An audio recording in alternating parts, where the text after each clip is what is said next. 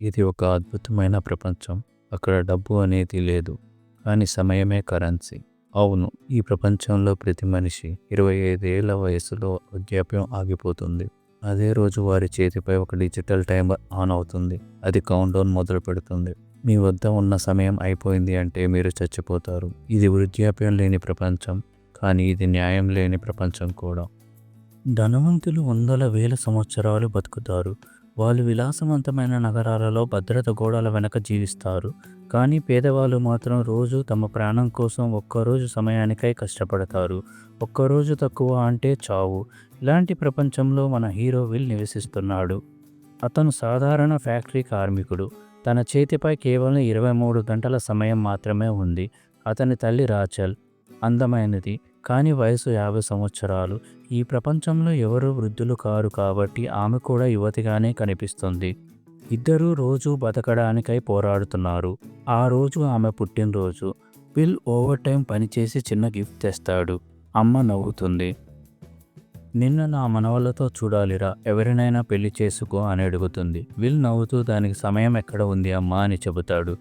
అమ్మ చెబుతుంది, రేపు ఎలక్ట్రిసిటీ బిల్, బ్యాంక్ లోన్ కట్టాలిరా, లేదంటే ఫైన్ వేస్తారు. నా దగ్గర 3 రోజుల సమయం ఉంది. నేను రేపటికి తిరిగి వస్తాను. నువ్వు బస్టాప్ దగ్గర వేచి ఉండు. నా సమయం అయిపోయేలోపు నీకు కొంత సమయాన్ని ఇస్తాను. విల్ అంగీకరిస్తాడు. పోతూ పోతూ అమ్మ తన చేతిని తాకి విల్కి 30 నిమిషాల సమయాన్ని ట్రాన్స్ఫర్ చేస్తుంది. అతను బ్రేక్ఫాస్ట్ చేయటానికి. వీళ్ళిద్దరూ తమ పనుల కోసమై బయలుదేరతారు.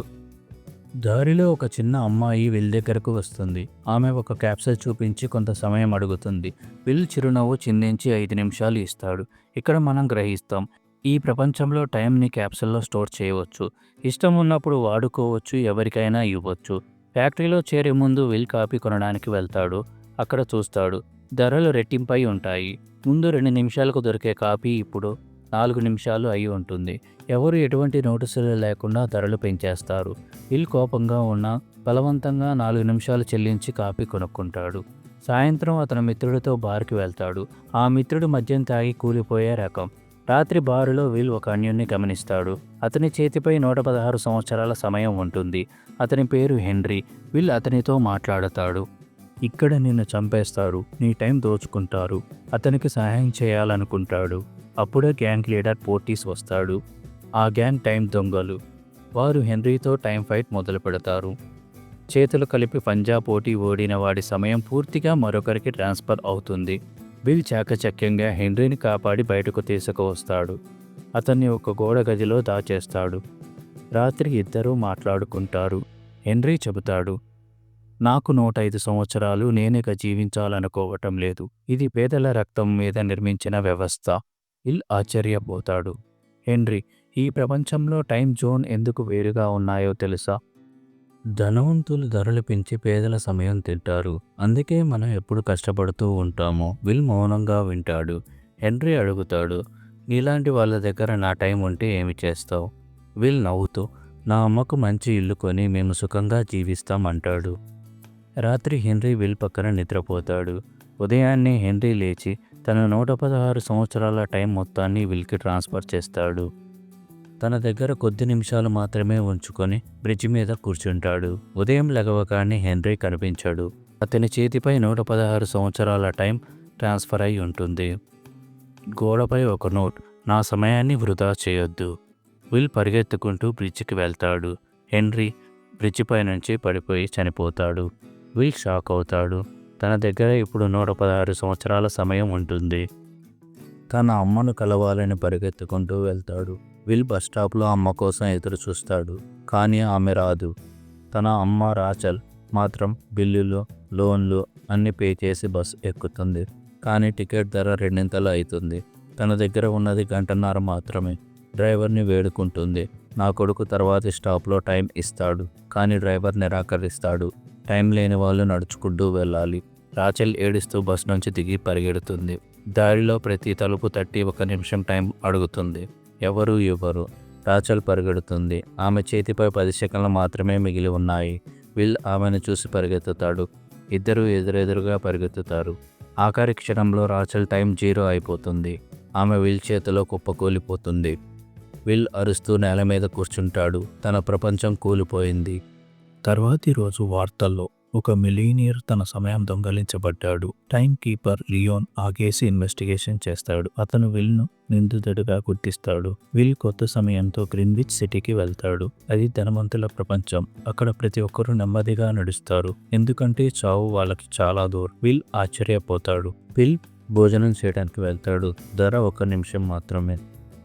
తన మనసులో అనుకుంటాడు, ఇక్కడ సమయం అంత ఎక్కువగా ఉంది అంటే వస్తువుల ధర ఎంత తక్కువగా ఉందో. అతను ఒక హోటల్ గదిని బుక్ చేసుకుంటాడు. 100 సంవత్సరాల బుకింగ్ ముందుగా టైం చెల్లించే. అతను ఇప్పుడు ఒక రహస్య మిలియనియర్. ఒక విలాసవంతమైన క్యాసినోలో అడుగు పెడతాడు. అక్కడ ఫిలిప్ అనే శక్తివంతమైన వ్యాపారిని కలుస్తాడు. అతని గడియారంలో శతాబ్దాల సమయం ఉంటుంది. అతని కూతురు సిల్వియా అందమైనది కానీ బంధింపబడి ఉన్న అమ్మాయి.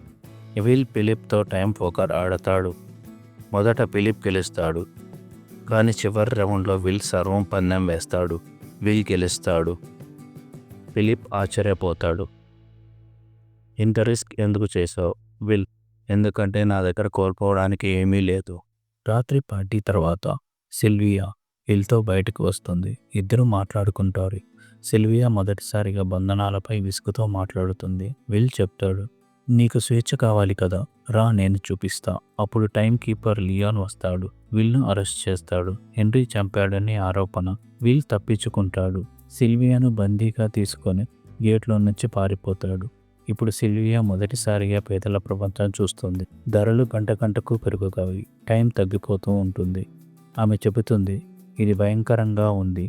విల్ చెప్తాడు, ఇది మా నిజమైన ప్రపంచం. 2 రోజుల్లోనే సిల్వియా మారిపోతుంది. ఆమెకు విల్ పట్ల గౌరవం, ప్రేమ మొదలవుతుంది. ఇద్దరూ కలిసి గ్యాంగ్ లీడర్ పోటీస్కి ఎదురుదెబ్బ ఇస్తారు. అతన్ని టైం ఫైట్లో ఓడిస్తారు. ఇప్పుడు ఇద్దరూ నిర్ణయిస్తారు, ఈ వ్యవస్థను కూలదోయాలి. వారు వైస్ బ్యాంకులో చొరబడి లక్షల సంవత్సరాల టైం క్యూబ్స్లను దొంగలిస్తారు. ఆ టైంను గేట్లో ఉన్న ప్రజలకు పంచుతారు. ప్రజల చేతులపై మొదటిసారి 100 గంటలు పెరుగుతాయి.